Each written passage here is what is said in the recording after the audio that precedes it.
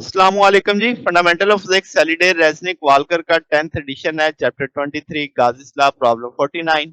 वो कहता है फिग दे दी गई है 23.50 एक सॉलिड स्फीयर है जिसका रेडियस दे दिया गया है 2 सेंटीमीटर। ये सेंटर में ए दिखाया जा रहा है।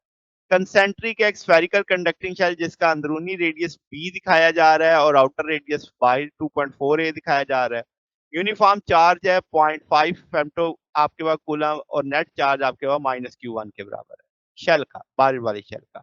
अब हमसे क्या मांग रहा है? इलेक्ट्रिक फील्ड मांग रहा है R0 पे, A/2 पे, A पे, 1.5 A पे, 2.3 A पे, 3.5 A पे। तो इसका असल वाला रेडियस जो सेंटर वाला रॉड है आपके पास, स्फीयर है, सॉलिड स्फीयर, उसका चल रहा है A।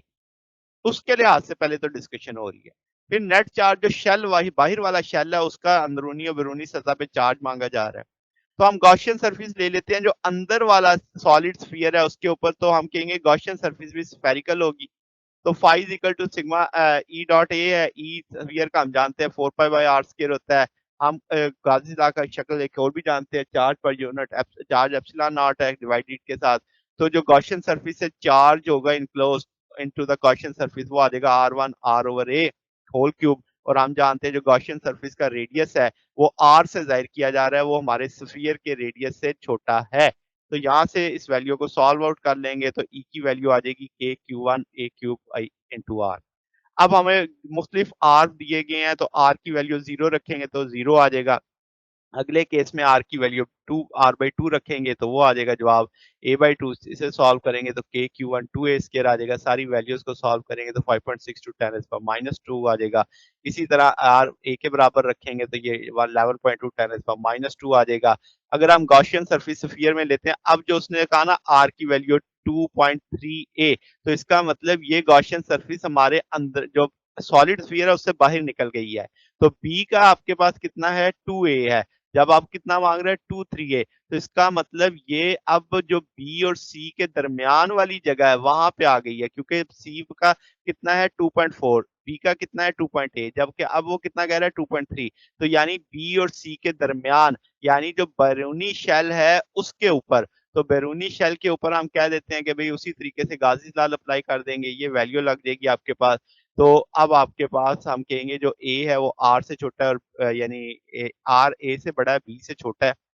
इस वैल्यू को लेके सॉल्व करेंगे 1.5 ए के तौर पे सॉल्व करके ये 0.499 आ जाएगा डी में।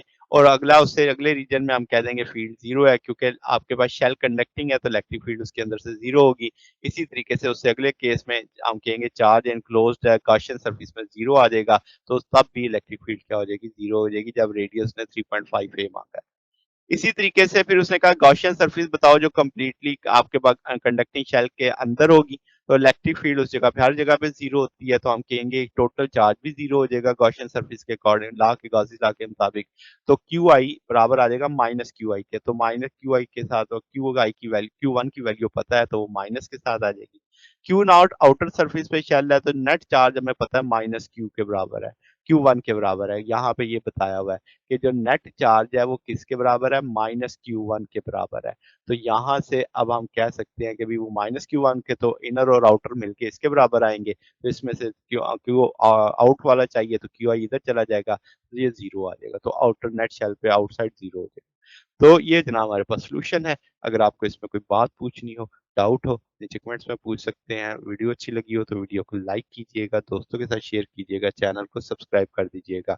अब तक के लिए इतना ही, बाकी इंशाल्लाह नेक्स्ट देखेंगे। ओके, अल्लाह हाफ़िज़।